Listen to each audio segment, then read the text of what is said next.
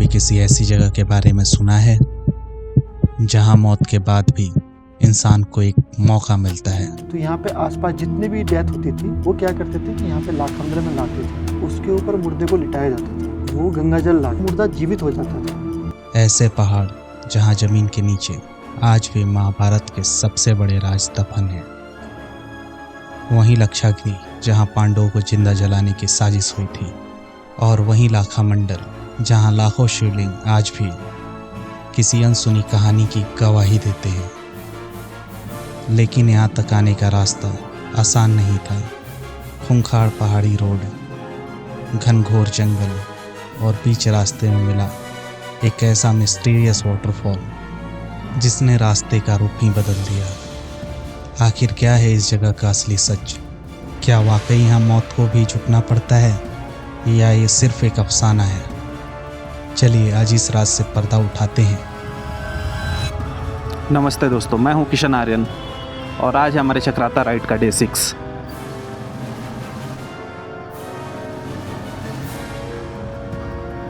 तो आज मैं निकल पड़ा हूं एक ऐसे जगह जहां पे महाभारत का सबसे बड़ा षड्यंत्र रचा गया था।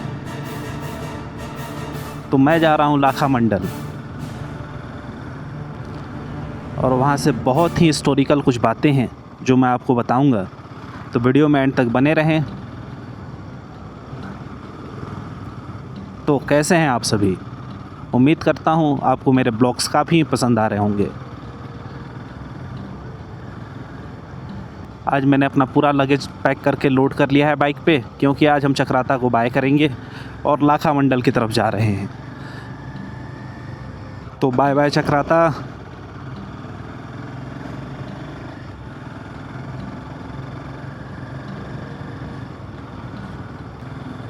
तो करीब 5 दिन मैंने चक्राता में बिताए हैं और आज 6ठे दिन मैं यहाँ से निकल रहा हूँ।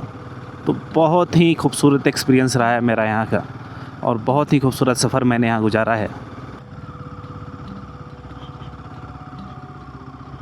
तो अभी तक आपने चक्राता के बाकी ब्लॉग्स नहीं देखे हैं तो एक एक करके सारे देखें और यकीन माने आप बहुत ही इंजॉय करेंगे उस ब्लॉग को।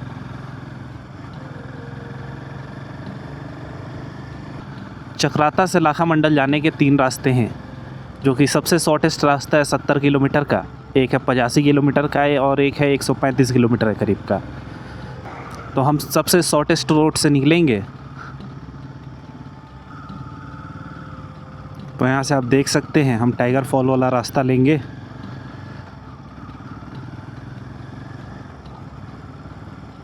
इसी रास्ते से हम टाइगर फॉल गए थे और इसी रास्ते से हम लाखामंडल भी जाएंगे।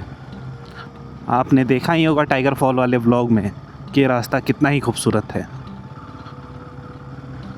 तो इस रास्ते पर हम और आगे जाएंगे। टाइगर फॉल तो यहाँ से है 16 किलोमीटर और हम यहाँ से जाएंगे अभी 70 किलोमीटर। तो नज़ारे और भी कितने ज़्यादा ही खूबसूरत देखने को मिलेंगे हमें। हाँ, ये भी है कि इस रास्ते पे बहुत ही ज़्यादा लैंडस्लाइड हुआ है, तो काफ़ी सेफ राइड करना होगा हमें।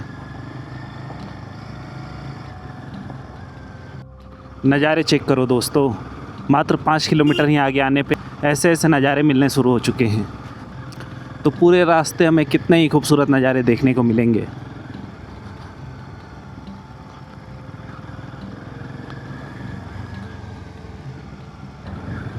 तो लाखामंडल आज मैं जहाँ जा रहा हूँ, ऐसा कहते हैं कि एक टाइम पे वहाँ लाखों शिवलिंग थे, इसलिए उस जगह का नाम लाखामंडल है। और वहाँ की बहुत सारी हिस्टोरिकल बातें हैं। मैं वहाँ पहुँच के एक एक करके आपको सारी बातें बताऊँगा।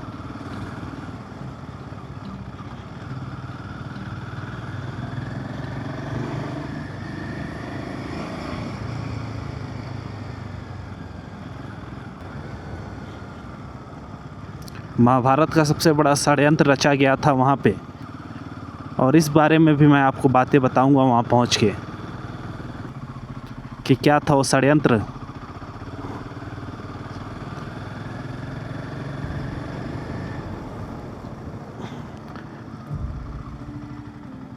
देखिए एक छोटा सा झरना।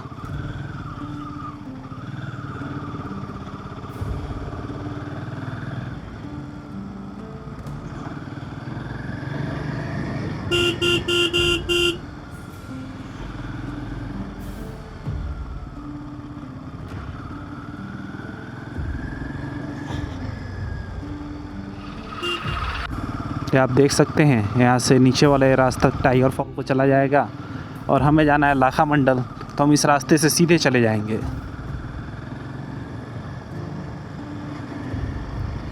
यहाँ से है करीब 51 किलोमीटर लाखा मंडल।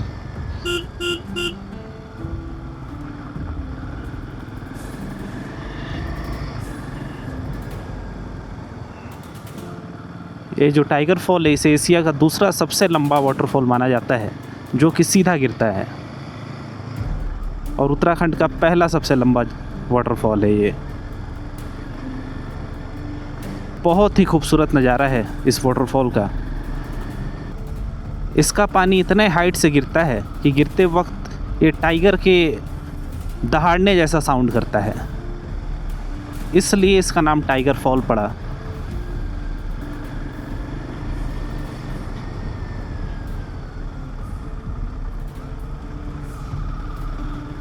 और बहुत ही खूबसूरत वाटरफॉल है। अगर आपने अभी तक नहीं देखा है तो मैं ऊपर आई बटन पे लिंक दे रहा हूँ, आप जाके ज़रूर देखें। और एक एक करके मैं यहाँ की हर एक ब्लॉग को ऊपर टैग कर दूँगा, आप सारे ही ब्लॉग को ज़रूर देखें। हम यहाँ पे हर दिन एक से एक बेहतर जगह पे गए हैं, जहाँ पे बहुत ही खूबसूरत नज़ारे हमें देखने को मिले हैं।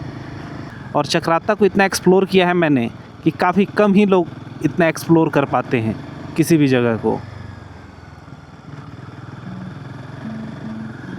एक और सामने देख सकते हैं वाटरफॉल छोटा सा।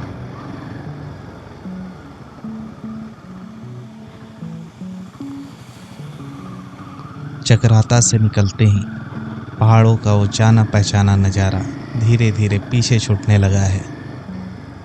आज का सफ़र है लाखा मंडल का, लेकिन यहाँ तक पहुँचने का रास्ता मंजिल से कम दिलचस्प नहीं है। लाखा मंडल जा रहे हैं इस रास्ते में तो कोई दिख ही नहीं रहा, मैं ही अकेले जा रहा हूँ बस। बाकी टाइगर फॉल तक तो कुछ लोग दिख भी रहे थे। इधर मैं अभी तक टाइगर फॉल से करीब 7-8 किलोमीटर आगे आ चुका हूँ, और यहाँ पे मुझे अभी तक एक भी आदमी नहीं दिखा है। हाँ, ये है कि रोड पे टहल रहे इन जानवरों से काफ़ी मुलाकात हुई हमारी। अब यहाँ पे थोड़े से लोग दिख रहे हैं, क्योंकि यहाँ पे वो कुछ काम कर रहे हैं। और नज़ारे के बारे में तो क्या ही कहूँ दोस्तों, वो तो आप देख ही पा रहे होंगे। जगह जगह काफ़ी लैंडस्लाइड हो रखा है, तो जेसीबी अपने काम पे लगा हुआ है, जगह जगह रास्ता साफ़ कर रहा है। देखिए अब यहाँ मैं फंस गया हूँ, यहाँ पे रास्ता क्लीन किया जा रहा है। अभी चलते चलते हमें एक और खूबसूरत सा झरना देखने को मिला है, और एक छोटा सा वाटर क्रॉसिंग।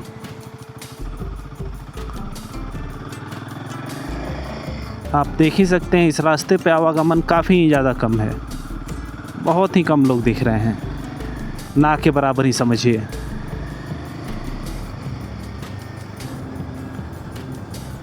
अभी करीब 40 किलोमीटर और जाना है हमें।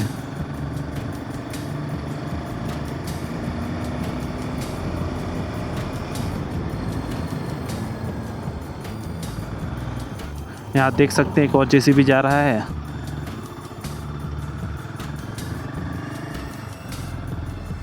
जैसा कि आप देख भी रहे होंगे कि जगह जगह बहुत ही ज़्यादा लैंडस्लाइड हो रखा है इस रास्ते पे, तो रास्ते को क्लीन करने के लिए सारे जेसीबी लगे हुए हैं काम पे अपने। करीब 1 घंटे 10 मिनट से मैं कंटिन्यू बाइक राइड कर रहा हूँ। अब मैं सोच रहा हूँ कि एक छोटा सा ब्रेक लेते हैं, तो यहाँ एक बैठने के लिए बनाया भी गया है, तो यहीं पे रुकते हैं, एक छोटा सा ब्रेक लेंगे हम यहाँ पे।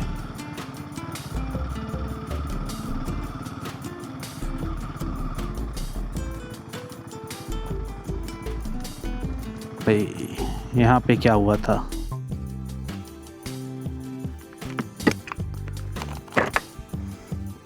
यहाँ क्या हुआ था भैया? ये जला जला सा दिख रहा है।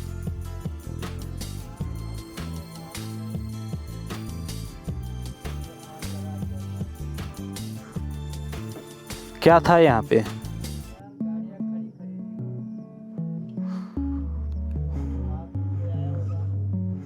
और आग लगा दिया। चक्राता की चहल पहल अब पीछे छूट चुकी थी। अब चारों तरफ बस पहाड़ थे, घने जंगल थे और उनके बीच से निकलती हुई ये सड़क।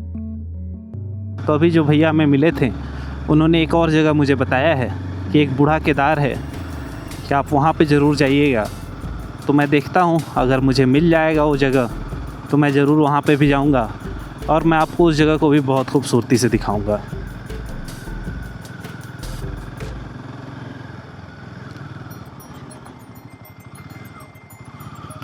बाकी रास्ते तो देख ही सकते हैं कि कितना खूबसूरत रास्ता है।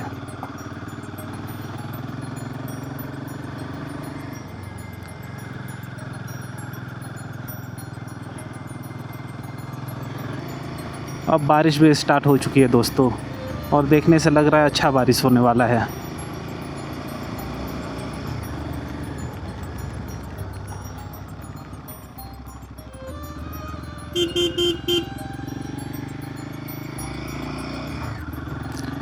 अभी तक तो हम नीचे की साइड आ रहे थे, अब फिर से हम वापस चढ़ना शुरू कर दिए हैं पहाड़ों पे।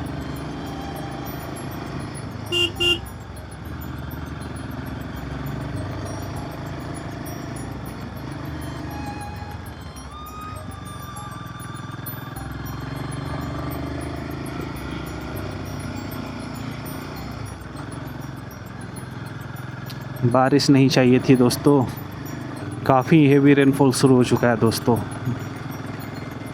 और मुझे यहाँ पे कोई रुकने की जगह भी नहीं दिख रही जहाँ मैं रुक के रेन सूट पहन लूँ।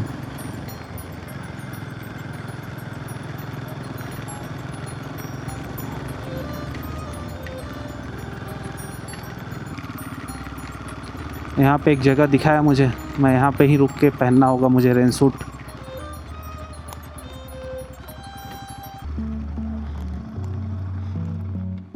कभी कभी पहाड़ों में सफ़र करते हुए लगता है कि हम किसी जगह पहुंचने के लिए नहीं चल रहे हैं, बस धीरे धीरे उस जगह का हिस्सा बनते जा रहे हैं। और लाखा मंडल का ये सफ़र भी कुछ ऐसा ही है।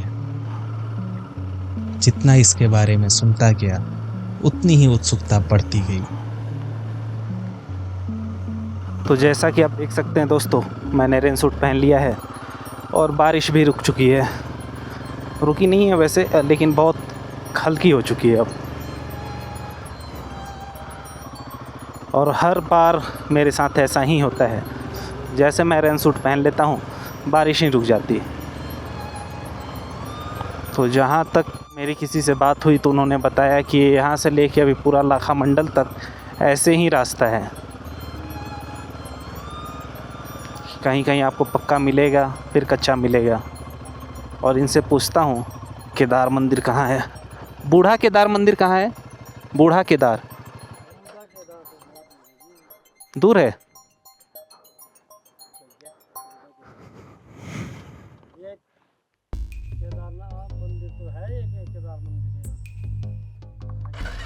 चलिए ठीक है, थैंक यू। हाँ नहीं, लाखा मंडल के पास किसी ने बताया। इधर से जाओगे तो आगे जाके ना एक रोड, पक्की रोड भी देगी ऊपर। वहाँ बोर्ड लगा हुआ वहाँ के साथ। ठीक है, थैंक यू।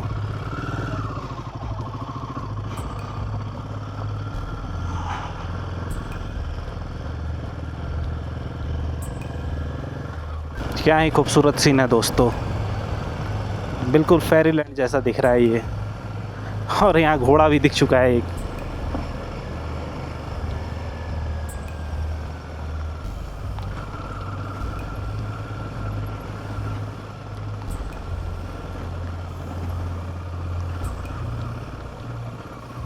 ये रास्ते ही थोड़े ख़राब हैं इधर के। यहाँ टमाटर बहुत ही देखने को मिल रहा मुझे।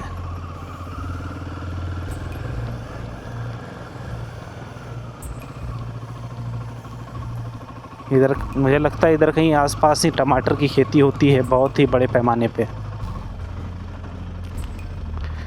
ये मिट्टी वाला रास्ता, ये तो काफ़ी डेंजर होता है।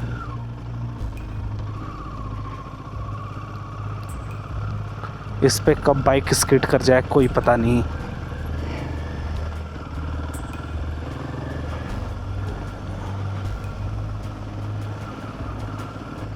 सामने इन पहाड़ों पे एक छोटा सा गांव बसा हुआ है और देख के रंग बिरंगा सा काफ़ी खूबसूरत लग रहा है।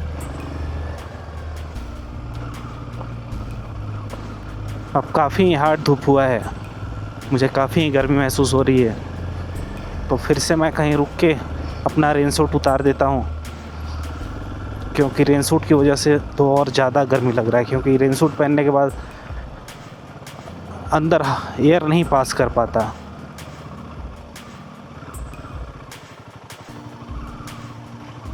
जैसा कि मैं इस जगह पर रुका था दोस्त रेन सूट उतारने के लिए, और मुझे यहाँ से पीछे कुछ दिखा है जो कि मैंने आज से पहले नहीं देखा था।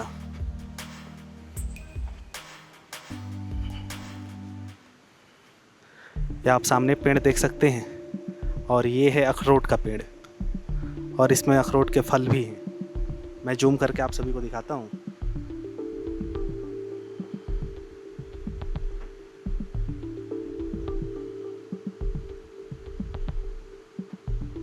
और यहाँ पे बहुत ही सुहाना मौसम है, बहुत ठंडी हवाएं चल रही हैं, काफ़ी अच्छा लग रहा है यहाँ पे रुक के। तो मैंने थोड़ा गलत रास्ता ले लिया है, जहाँ से दो रास्ते मिले थे। मुझे वहाँ से ऊपर की तरफ जाना चाहिए था, ऊपर से ऊपर होके थोड़ा सा वो लंबा पड़ता, 2-3 किलोमीटर के करीब। तो ऊपर से जाके मैं उस मंदिर को भी देख लेता, और वहाँ से फिर नीचे लाखा मंडल भी पहुँच जाता, तो थोड़ा शॉर्ट होता। तो इस रास्ते से मुझे जाके आगे से 5 किलोमीटर ऊपर की तरफ जाना होगा, मतलब वापसी की तरफ करना होगा, फिर वहाँ से वापस लाखा मंडल जाना पड़ेगा। तो लगभग मेरा सफ़र 10 किलोमीटर ज़्यादा का पड़ जाएगा।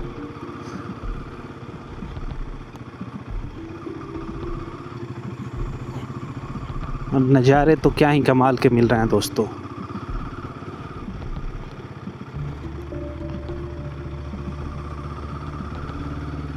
काश के रास्ता भी थोड़ा अच्छा होता तो हमारा सफ़र थोड़ा फास्ट होता।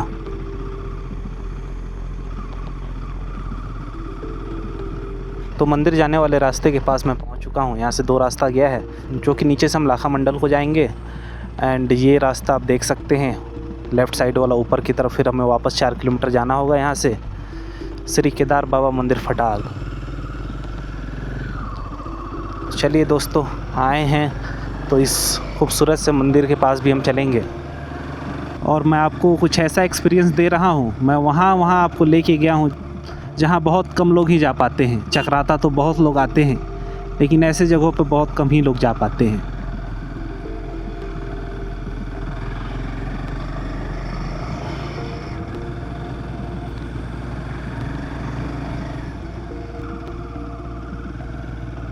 इधर देखिए कितना हेवी लैंडस्लाइड हो रखा है।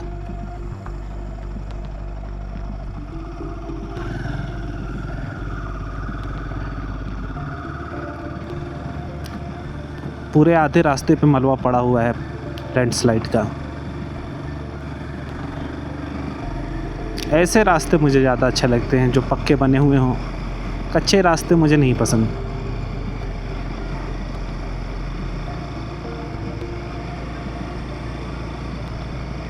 इस रास्ते पे तो और ज़्यादा लैंडस्लाइड हो रखा है, जगह जगह मुझे लैंडस्लाइड देखने को मिल रहे हैं। अब आप यहाँ से देख सकते हैं दोस्तों, यहाँ से 2 रास्ते गए हैं, एक तो ये गया है, एक तो ये गया है। कोई दिख भी नहीं रहा है कि पूछूं, और यहाँ पे नेटवर्क भी नहीं है कि मैं मैप लगाऊं। इस रास्ते पे चलता हूँ। जिसने रास्ता मुझे बताया था उसने बोला था कि वापसी करनी है आपको ऊपर चढ़ते टाइम, तो मेरे हिसाब से ये होना चाहिए। यहाँ पे एक आंटी जी मिली, इनसे पूछता हूँ। केदार बाबा मंदिर, केदार बाबा मंदिर यहीं जाएगा ना? ठीक है, थैंक यू।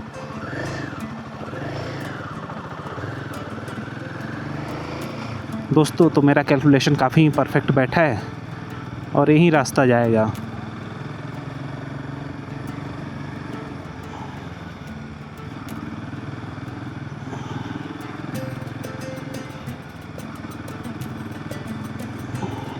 यहाँ भी देखिए लैंडस्लाइड कितना ख़तरनाक हो रखा है, जैसे भी उसे क्लीन कर रहा है।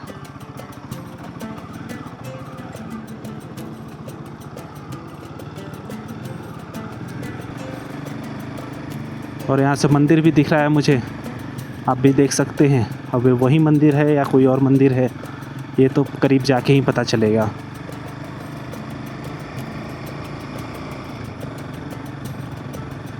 यहाँ से रास्ता फिर ऊपर की तरफ जाएगा।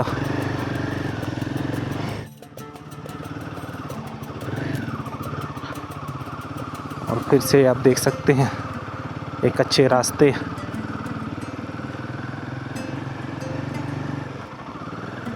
तो जैसा कि दोस्तों आप देख सकते हैं हम मंदिर के काफ़ी करीब पहुंच चुके हैं। ये रास्ते बड़े ही ख़राब हैं भाई।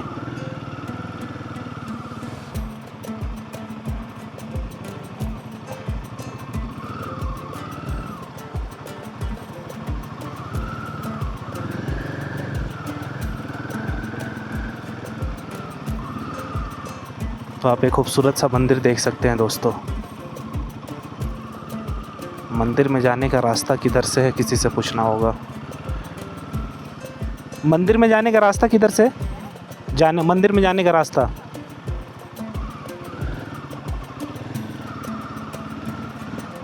और ये कितना क्यूट सा एक घर है यहाँ पे छोटा सा।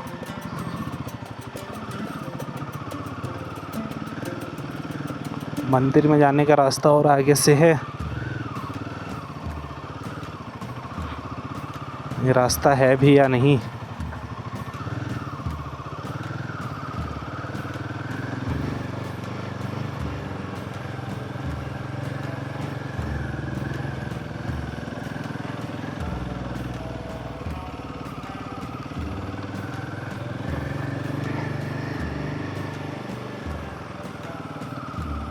यहाँ तो कोई रास्ता ही मुझे नहीं दिख रहा।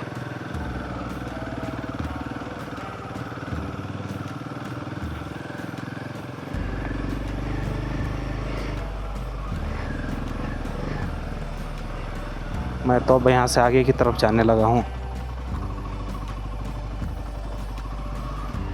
नहीं भाई ये रास्ता हो ही नहीं सकता।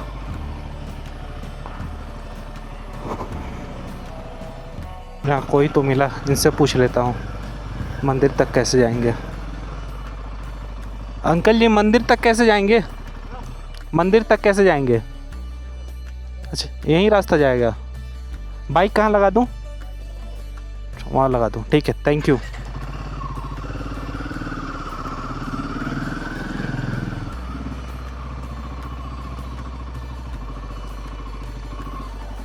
यहाँ से मंदिर तो ऐसे दिख रहा है पास में ही है, लेकिन बाइक यहीं पे लगाना होगा, फिर हम मंदिर परिसर में जा पाएंगे। तो मैं जा रहा हूँ मंदिर की साइड नीचे को। तो ये है मंदिर का एंट्रेंस।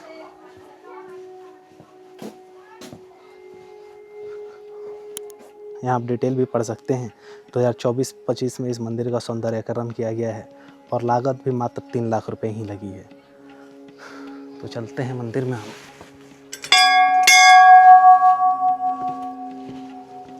पहले इधर कहीं साइड में चल के अपना जूता उतार देते हैं। तो ये है एक खूबसूरत सा मंदिर बाबा केदार का, जो कि पूरा ही मंदिर लकड़ियों से बना हुआ है और इन पर बहुत ही अच्छी कारीगरी करी गई है।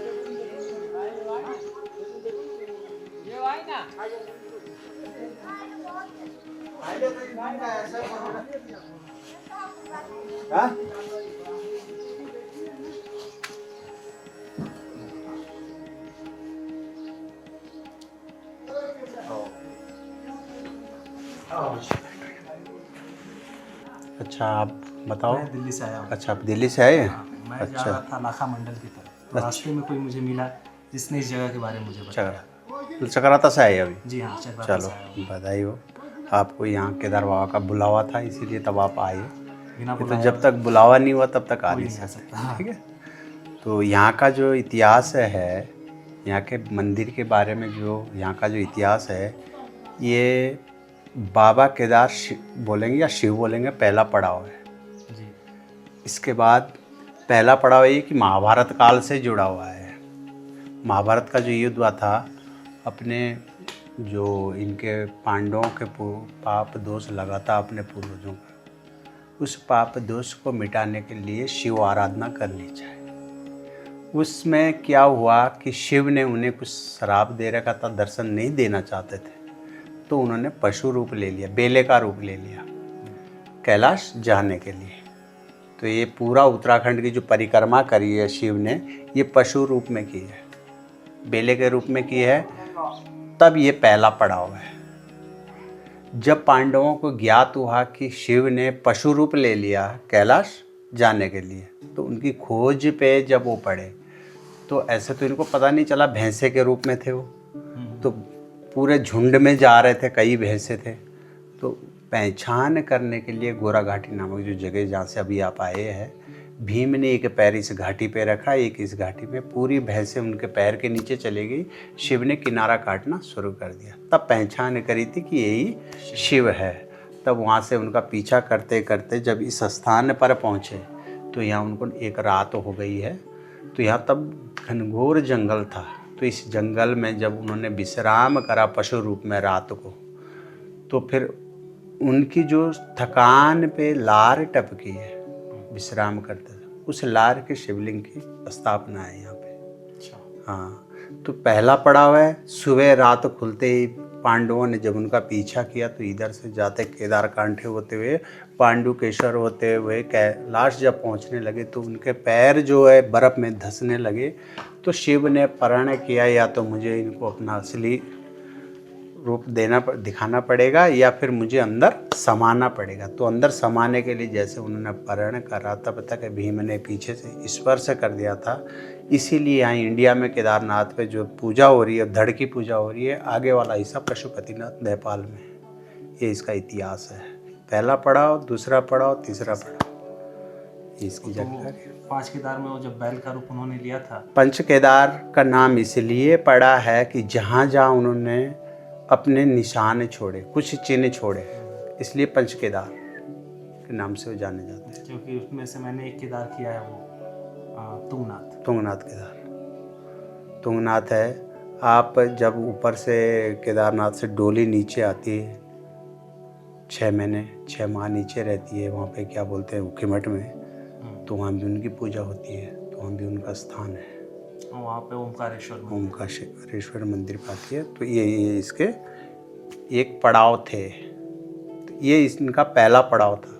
एक नाइट यहाँ रहे, तो इसलिए हम थान बन गया, मंदिर बन गया। ये पौराणिक मंदिर है, आपको नया दिख रहा है। इस पे जो पहले पुरानी लकड़ी लगी थी, वो काफ़ी ऋण क्षीण हो गई थी, कई सौ साल पुराना था। पीछे गुंबर नहीं खुला इसका, पत्थर का जो गुंबर है पीछे मंदिर का, वो सेम वैसा ही है। हाँ, बाहर से जो पुरानी लकड़ी पड़ा बाहर बोर्ड पे 24-25 में सौंदर्यकरण किया है। ये अभी 24 में 25 में इसकी 25 जून को जो स्थापना थी इसकी, तो 5 वर्ष तक इसका निर्माण हुआ है, इसलिए ये अभी नया लग रहा है। और अब नए की वजह से ये ज़्यादा प्रचार प्रसार इसका हुआ है, पहले कम था। लोग आते थे पर ज़्यादा इसका पता नहीं था लोगों को, क्योंकि यहाँ शिक्षा की कमी रही, पहले आवागमन के साधन भी कम थे। अभी कुछ सालों से 10-15 सालों से इसका जो प्रचार प्रसार हुआ कि भाई ये मंदिर ऐसा है। फिर भी मुझे लगता है कि बहुत कम लोग ही जानते हैं अभी नहीं, ये 2 साल से तो इसको लगभग जो है इस 2 राज्यों में तो सभी लोग जानने लगे लगभग। टूरिस्ट को नहीं पता है। हाँ, टूरिस्ट अभी इस बार तो बहुत आया, पिछले बार और इस बार काफ़ी आया टूरिस्ट। राजस्थान, गुजरात, मध्य प्रदेश, हाँ इधर से कम है, इधर से ज़्यादा लिंक है इसका। अच्छा, हाँ, ये यमुना वाला जो रोड है इधर से ज़्यादा है, इधर से कम है इसका। वो दूर भी पड़ता है, इधर से लास्ट में भी है, तो इधर से इसका वो ज़्यादा प्रसार। तो कुछ ये कहानी है इस जगह के बारे में। तो मैं आपको मंदिर भी दिखाता हूँ चारों तरफ से। आगे ऊपर मत जाना, संगल से आगे, ठीक है जी। इससे आगे मत जाना। तो यहाँ एक बैरियर लगाया गया है, और बाबा ने बोला भी कि इससे आगे आप मत जाइएगा। तो ये वही हिस्सा है जिसका सौंदर्यकरण करने के बाद भी इस हिस्से को छेड़छाड़ नहीं किया गया है। तो ये पहले जैसा था वैसा आज भी है, बाकी जगहों को रिनोवेट किया गया है।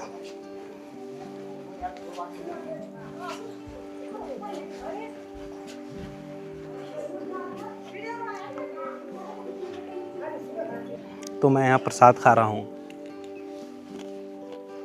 मंदिर के सामने से कुछ ऐसे नज़ारे हैं दोस्तों। तो इस पौराणिक मंदिर से हम यहाँ से निकलते हैं, और मैं कहूँगा कि आप अगर इस साइड आते हैं तो यहाँ ज़रूर आएँ। यहाँ आके आपको बहुत ही अच्छा लगेगा। और अब मैं यहाँ से निकल रहा हूँ अपने अगले लोकेशन की तरफ। और काफ़ी अच्छा लगा मुझे आके, मन मेरा बिल्कुल शांत हो गया यहाँ पहुँचकर। और जैसा कि पुजारी जी ने बोला ही कि आप यहाँ खुद से नहीं आए हैं, आपको यहाँ से बुलावा गया था, फिर आप यहाँ तक पहुँच पाए हैं। तो ये तो है दोस्तों, बिना बुलावे के कोई नहीं जाता।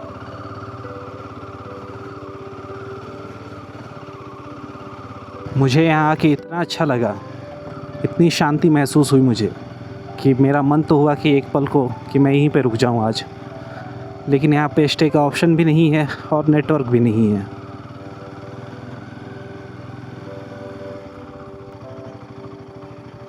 तो आप भी कभी इस साइड आते हैं तो यहाँ आप ज़रूर आएँ। ये मस्ट रिकमेंडेड जगह है मेरी तरफ से आप सभी को।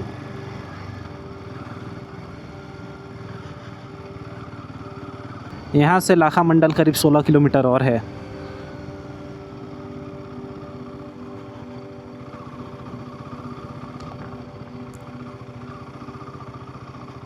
मैं आपको एक और बात बताना चाहूँगा कि आप ऐसे कहीं भी जाते हैं दुनिया में कहीं भी, तो आप सिर्फ उस जगह को एक्सप्लोर मत करें जो कि पहले से सभी जानते हैं, जो कि बहुत फेमस है, एक टूरिस्ट प्लेस है। आप वहाँ के लोकल से बात करें, वो आपको बताएंगे कुछ ऐसी जगह हैं जहाँ तक बहुत कम ही लोग पहुँच पाते हैं, जिसके बारे में आपने कभी सुना नहीं होगा, और वो आप उस जगह को एक्सप्लोर करें। और यकीन माने बाकी सभी जगहों से उस जगह पे जाना ज़्यादा अच्छा लगेगा आप सभी को। क्या ही नज़ारा है दोस्तों।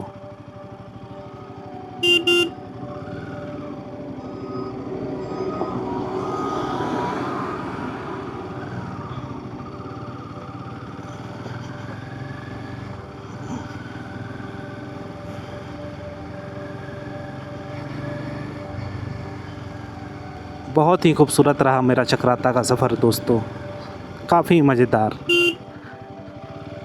और इस सफ़र पे मैंने हर तरह के ट्रेल्स कवर किए हैं, एडवेंचर किया है, ऑफ रोडिंग किया है, काफ़ी पीसफुल जगह पे भी पहुँचे हैं हम।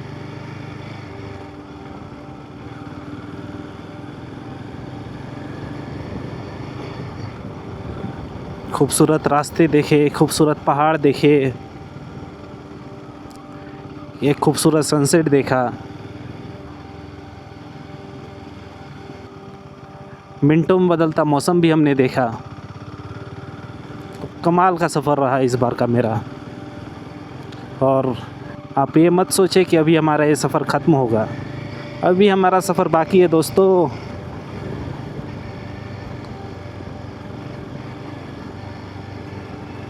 मुझे देख के ऐसे भागने लगा।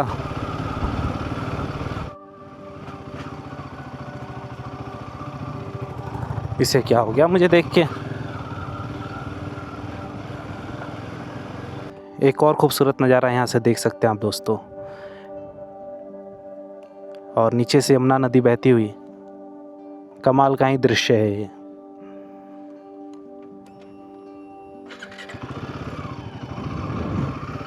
हम लाखा मंडल के काफ़ी करीब हैं,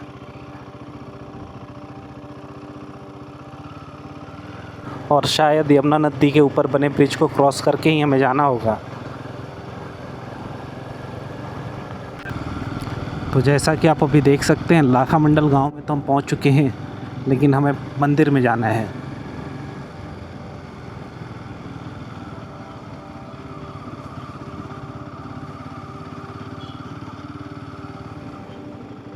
मंदिर के साइड कैसे जाएंगे?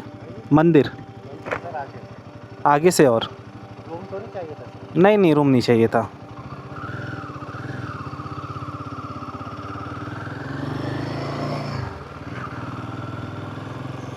लाखा मंडल मंदिर यहीं वाला रास्ता जाएगा ऊपर की तरफ।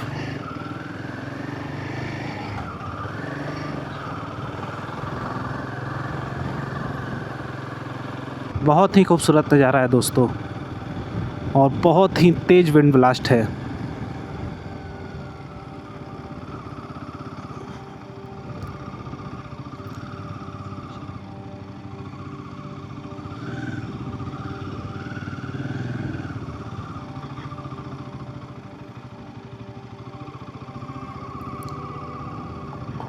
दोस्तों तो आप देख सकते हैं मैं पहुंच चुका हूं मंदिर के पास। तो मैं मंदिर परिसर में आ चुका हूं दोस्तों, और आप यहां देख सकते हैं जैसा कि यहाँ कहते हैं कि एक टाइम पे यहाँ 1 लाख शिवलिंग की स्थापना पांडवों ने करी थी, और आज भी इसके ज़मीन से काफ़ी शिवलिंग निकलते हैं। यहाँ देख सकते हैं लाइन से ही शिवलिंग है।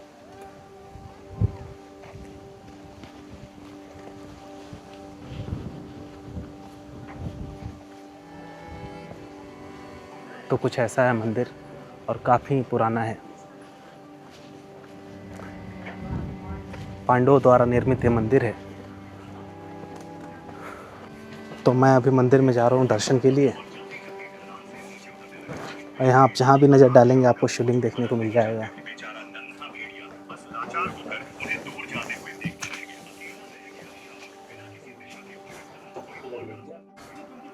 इधर भी आप देख ही सकते हैं, आप जहाँ भी नज़र डालेंगे वहाँ कोई ना कोई शिवलिंग दिख ही जाएगा आपको। ये प्राचीन शिव मंदिर है जो कि भगवान शिव को समर्पित है। माना जाता है कि इसका मूल निर्माण बहुत प्राचीन है, और उसके बाद कई राजाओं ने इसका जीर्णोद्धार कराया। यह स्थान आर्कियोलॉजिकल सर्वे ऑफ इंडिया द्वारा संरक्षित है। यहाँ खुदाई में गुप्त काल और उसके बाद के समय की अनेक मूर्तियाँ और शिवलिंग के अवशेष मिले हैं, जिससे ये पता चलता है कि ये 1500 से 2000 साल से धार्मिक महत्व रखता है ये जगह। और जैसा कि यहाँ बहुत तेज़ आंधी आया है और बारिश की भी बहुत संभावना है, और इस जगह पे आप एक शिवलिंग देख सकते हैं बीच में। तो उस शिवलिंग से पहुंचने से पहले यहाँ 2 हमें द्वारपाल दिखते हैं, फिर हम यहाँ तक जाएंगे आगे।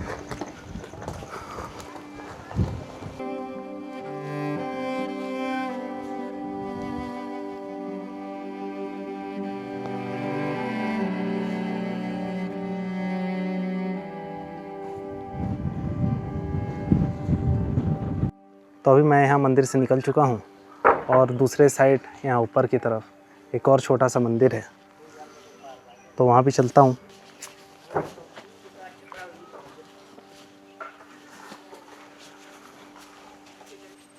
तो यहाँ एक शिवलिंग है और छोटा सा एक और मंदिर है। उधर कुटिया बनाया गया है, और ये वही शिवलिंग है जिस पे आप अगर जल अर्पित करते हैं तो आपका प्रतिबिंब दिखाई देता है, और आपको नज़र आ भी रहा होगा। क्योंकि अभी बारिश हो रही है तो इस शिवलिंग पे पानी है अभी।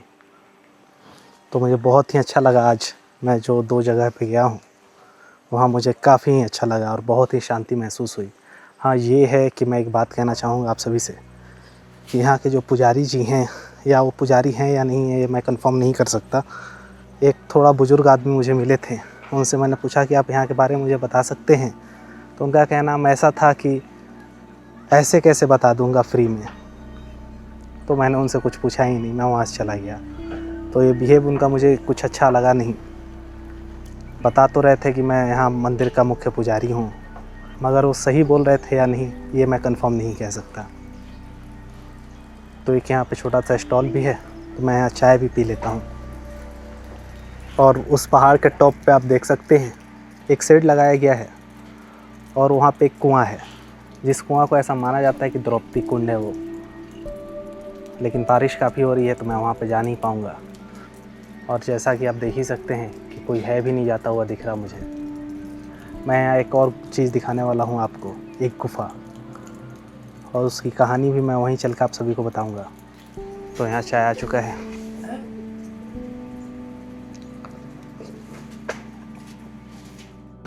तो निकलते हैं दोस्तों यहाँ से।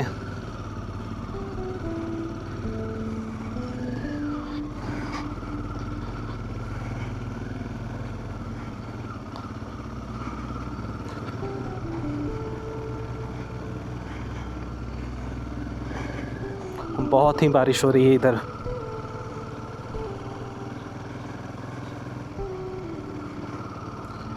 और जैसा कि मैंने आपको बोला पहले भी कि जैसे मैं रेन सूट पहन लेता हूँ बारिश रुक जाती है, और मैंने पहन लिया, बारिश रुक गई है। खैर अब मैं उतारूँगा नहीं, वैसे ही पहने रहूँगा।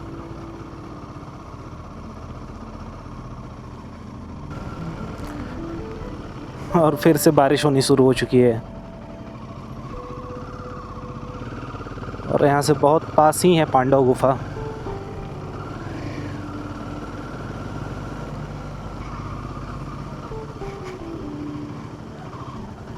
हाँ जी दोस्तों, तो देख सकते हैं यही है गुफा। तो ये गुफा आप देख सकते हैं दोस्तों।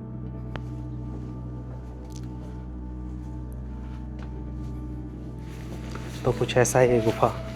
मैं अंदर की साइड जा रहा हूँ और जैसा कि आप देख सकते हैं मेरे हाथ में एक टॉर्च है जो कि यहाँ के पुजारी जी ने मुझे दिया है।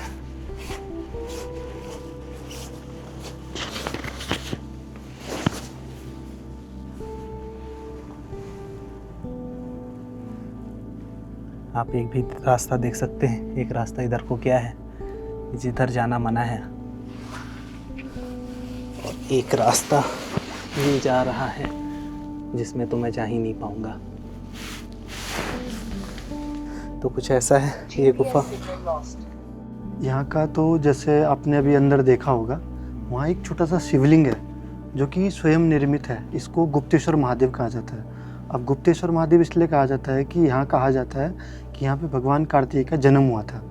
तो भगवान कार्तिकेय जब जन्म हुआ था तो उसके बाद क्या हुआ कि उनका जो लालन भरण पोषण किया वो 6 कृतिकाएँ थी जो कार्तिक भगवान का जिन्होंने लालन पोषण किया। तो उन्होंने क्या किया कि यहाँ से भगवान कार्तिकेय को अल्मोड़ा में एक जगह है वहाँ पे ले गए। कार्तिक स्वामी का मंदिर भी है वहाँ पे।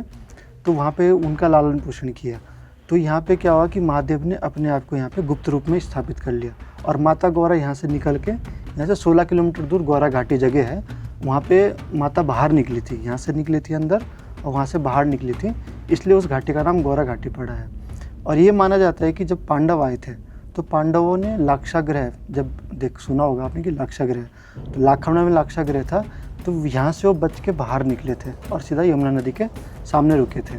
तो जब विदुर ने बताया था उन्हें, तो वो ये गुफा बनाई थी और उसका आज भी वहाँ पे गेट है, मतलब ये बना हुआ है, एक चबूतरा है और चबूतरे के अंदर रास्ता है और वो रास्ता यहाँ से बाहर निकलता है। वो कुछ ही टाइम पहले बंद कर दिया क्योंकि बच्चे क्या करते थे, वहाँ पे पत्थर वगैरह डाल देते थे, इस चक्कर से वो बंद करना पड़ा। तो यहाँ से वो बाहर निकलती थी।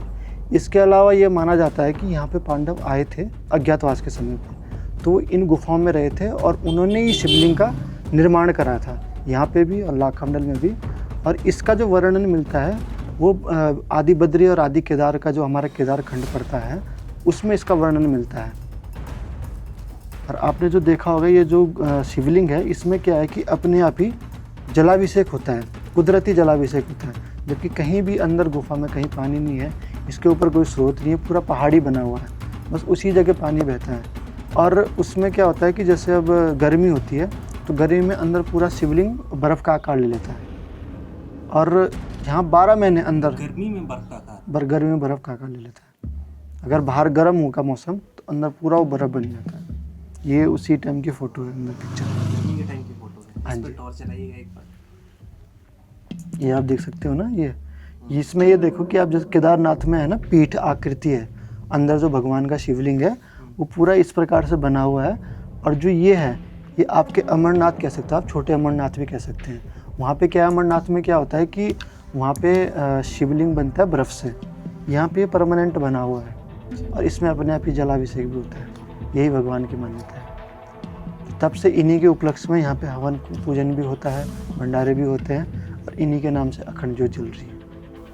एक और बात मुझे बताइए जी कि मैंने सुना है लाखा मंडल जो मंदिर है वहाँ पे मुर्दे भी जिंदे हो जाते हैं। हाँ, ये माना जाता है कि ये बताया जाता है कि यहाँ पे मतलब आज से तकरीबन 60-70 साल पहले क्या होता था कि जो व्यक्ति है हमारे आसपास के गांव में जितना भी है, हमारे जो खत पड़ती है, पट्टी पड़ती है, 24 गांव की है, तो यहाँ पे आसपास जितनी भी डेथ होती थी वो क्या करते थे कि यहाँ पे लाखमंडल में लाते थे। लाखमंडल में जो देवधनुज है उनके बीच में एक पत्थर है, गोल पत्थर, उसके ऊपर मुर्दे को लिटाया जाता था। अब जब लिटाया जाता था, जो जिनकी बारी होती है, जो पुजारी होता था, जिसके मंदिर में बारी होती थी, वो गंगा जल ला के, जो देवता का गंगा जल है, जो देवता के लिए अर्पित होता है, वो ला के अभिमंत्रित करते थे। तो कुछ पल के लिए वो मुर्दा जीवित हो जाता था। वो ये माना जाता है कि हमारे पुराणों में लिखा हुआ है कि अगर किसी ने अंत समय में राम राम बोल दिया उसको सदगति मिल जाती है। तो वही उसका वो है कि मतलब कुछ पल के लिए जीवित होके उनको कहते हैं, हमारे इसमें पे कहते हैं कि दूध भात खिला के उसके बाद जय श्री राम बोल के, तो ये कहते हैं कि देव धनुज दो जो वहाँ पे खड़े हैं, एक प्राण देता है और एक प्राण वापस लेता है। क्योंकि वो सृष्टि का नियम है कि जो इंसान आया वो जाएगा ज़रूर। अब ये प्रथा क्यों बंद करनी पड़ी कि आज से 60-70 साल पहले एक माँ आई थी अपने छोटे बच्चे को लेके, 4-5 साल का बच्चा होगा, तो वो वहाँ पे आई थी। जैसे ही उसका बच्चा जीवित हुआ उसने अपने आंचल में उसको छुपा लिया। अब ये कहते हैं कि आंचल के सामने माँ भगवान की भी नहीं लगती, भगवान भी झुक जाते हैं माँ के आंचल के सामने। तो ये प्रथा इसलिए बंद करनी पड़ी कि लोगों ने देखा कि अगर इस प्रकार से लोग जीवित होते रहेंगे, लोग अपने घर जाते रहेंगे, तो इस प्रकार से काम नहीं चलेगा और सृष्टि का जो क्रम है उसमें भी व्यवधान उत्पन्न होगा। तो इस चक्कर से ये प्रथा बंद करनी पड़ी है।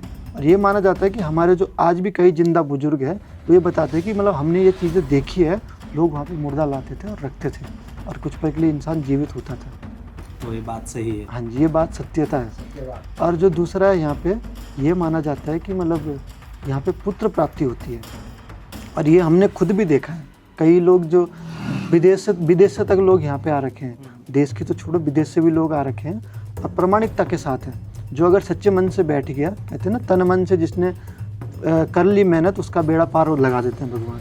और ऐसे कई प्रमाण हैं जो बेचारे यहाँ पे आए 10-10, 15-15 साल, 20-20 साल शादियों के लिए हो रखे हैं, उनके बच्चे नहीं थे तो बच्चे हो जाते हैं केवल एकमात्र रात को तपस्या करने से।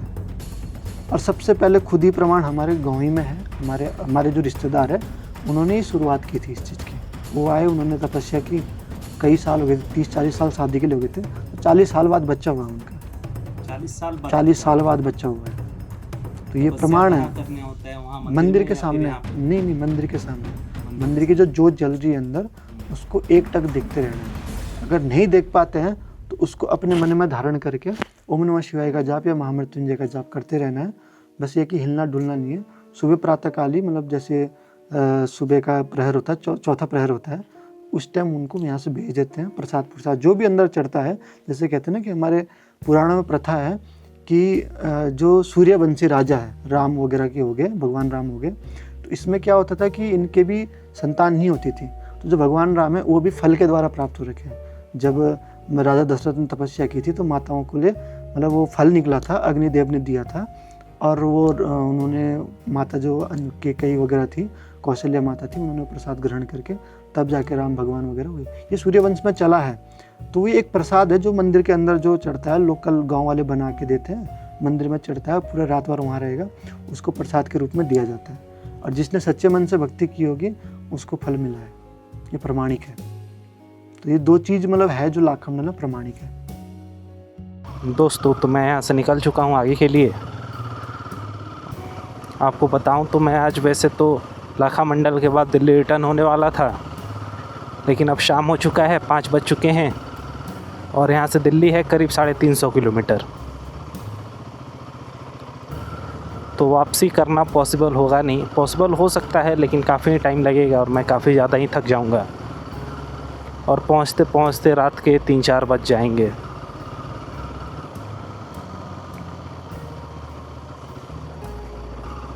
तो इन खूबसूरत नज़ारों को देखते हुए हम चल रहे हैं अब देहरादून।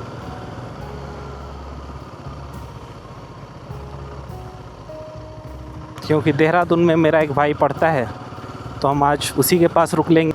इसी बहाने उसके साथ भी कुछ टाइम बिताने का मौका मिल जाएगा। तो फ़िलहाल मैं चल पड़ा हूँ देहरादून की तरफ, जो कि करीब यहाँ से 100 किलोमीटर है। यहाँ से आप काफ़ी करीब से यमुना नदी को देख सकते हैं और यमुना नदी के ऊपर बने इस ब्रिज को अभी हम क्रॉस करने वाले हैं और बहुत ही ज़्यादा फ्लो है अभी के टाइम पे।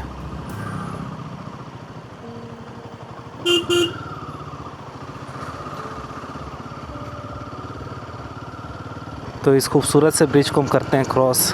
क्या ही शानदार व्यू है दोस्तों ये इस ब्रिज का, बहुत ही कमाल का लग रहा है।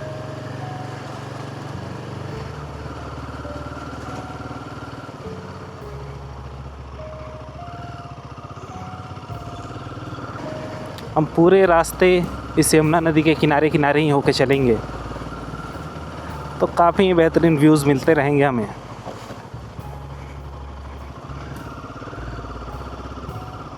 आप रास्ते की कंडीशन देख सकते हैं, बहुत ही बुरा कंडीशन हो रखा है अभी के टाइम पे।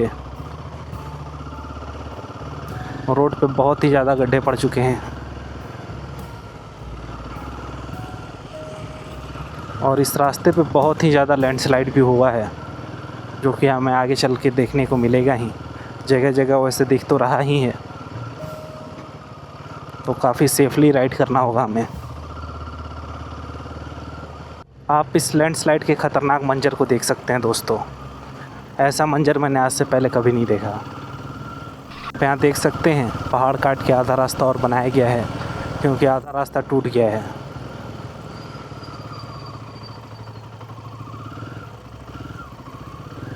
पहाड़ों का व्यू जितना ही खूबसूरत है, इधर मंजर उतना ही ख़तरनाक है। देखिए वाटर क्रॉसिंग, पानी भी काफ़ी लगे हुए हैं जगह जगह, और रास्ता भी काफ़ी ज़्यादा चिपचिपा है।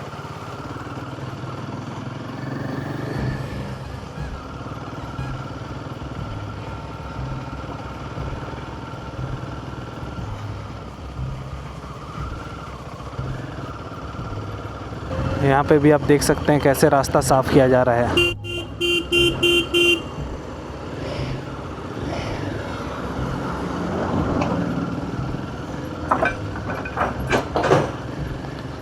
बहुत ही ख़तरनाक मंजर है दोस्तों इन रास्तों का।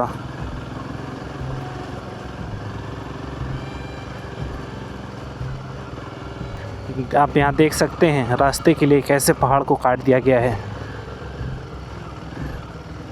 क्योंकि बहुत ही ज़्यादा लैंडस्लाइड हुआ है इधर। दूर दूर तक दिख ही रहा है, हर जगह से पहाड़ खिसका हुआ है।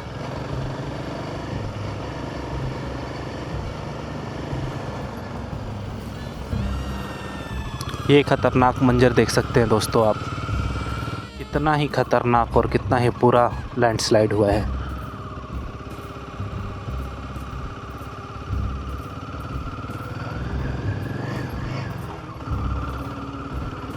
मैं तो बस यही चाहता हूँ कि जल्दी से जल्दी मैं इस लैंडस्लाइड वाले एरिया से निकल जाऊँ,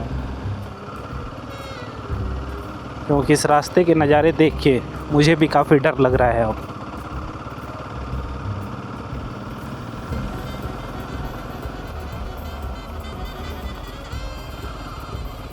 अब जाके रास्ते कहीं सही मिलेंगे, जहाँ तक मुझे लगता है।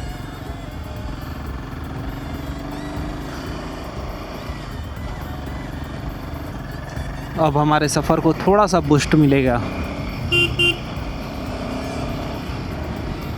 हो सकता है हमें एक खूबसूरत सा सनसेट भी देखने को मिले,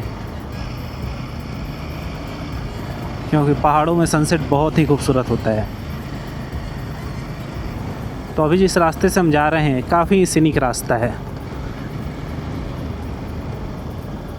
ये रास्ता मुझे मनाली वाले रास्ते की याद दिला रहा है।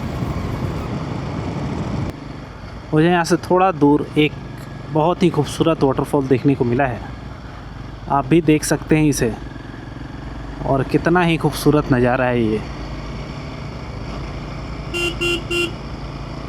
आप वहाँ देख सकते हैं दोस्तों।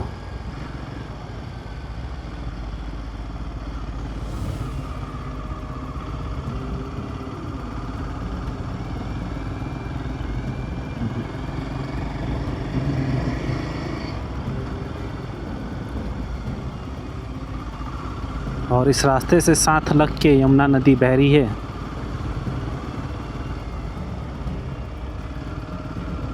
अब मुझे जाके लग रहा है कि अब मैं फ़िलहाल सेफ़ हूँ।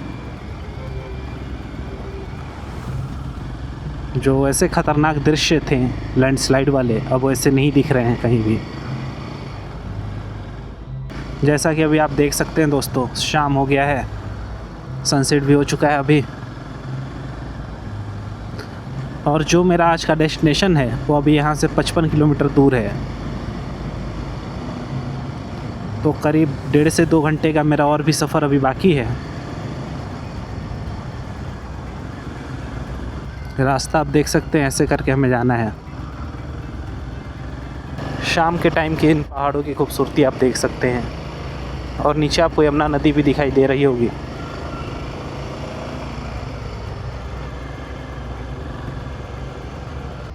यहाँ से यमुना नदी का फ्लो देखिए दोस्तों।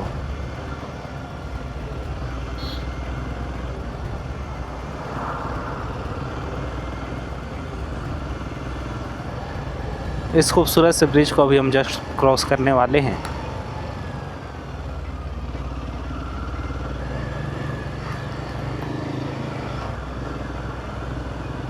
यहाँ थाना लिखा था, थाना कैंपटी। कहीं हम कैंपटी फॉल के आसपास तो नहीं हैं?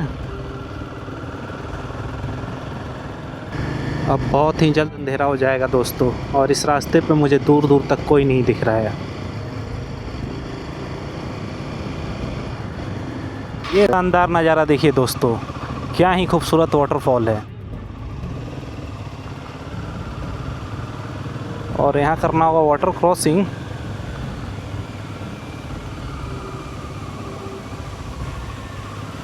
ओ भाई, क्या ही सीन है दोस्तों, रोड पे इतना सुंदर वाटरफॉल और वाटर क्रॉसिंग, गजब। ये तो मेरी कल्पनाओं से भी परे हो गया, ये जो सीन अभी मैंने देखा। यहाँ एक सामने एक और वाटरफॉल है दोस्तों, लेकिन अंधेरे में कभी के अच्छे से दिखाई नहीं दे रहा होगा। कमाल का ही नज़ारा मिल रहा है इस रास्ते पे। छोटे छोटे तो बहुत सारे वाटरफॉल हर रास्ते पे मिल रहे हैं अभी के टाइम पे, लेकिन इस रास्ते पे बड़े बड़े से वाटरफॉल मिल रहे हैं।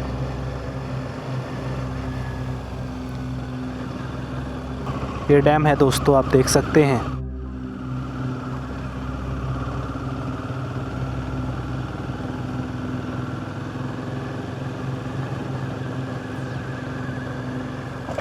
अभी मेरा 38 किलोमीटर का और सफ़र बाकी है।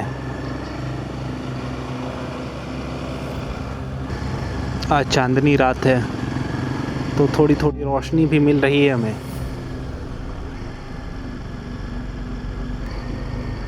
चांदनी रात होने की वजह से आज रात का भी सफ़र काफ़ी अच्छा लग रहा है।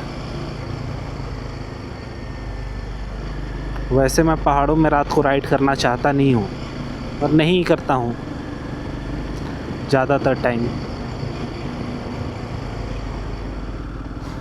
दोस्तों, तो जैसा कि मैं अपने आज के डेस्टिनेशन पर पहुंचने ही वाला हूं, काफ़ी करीब हूं,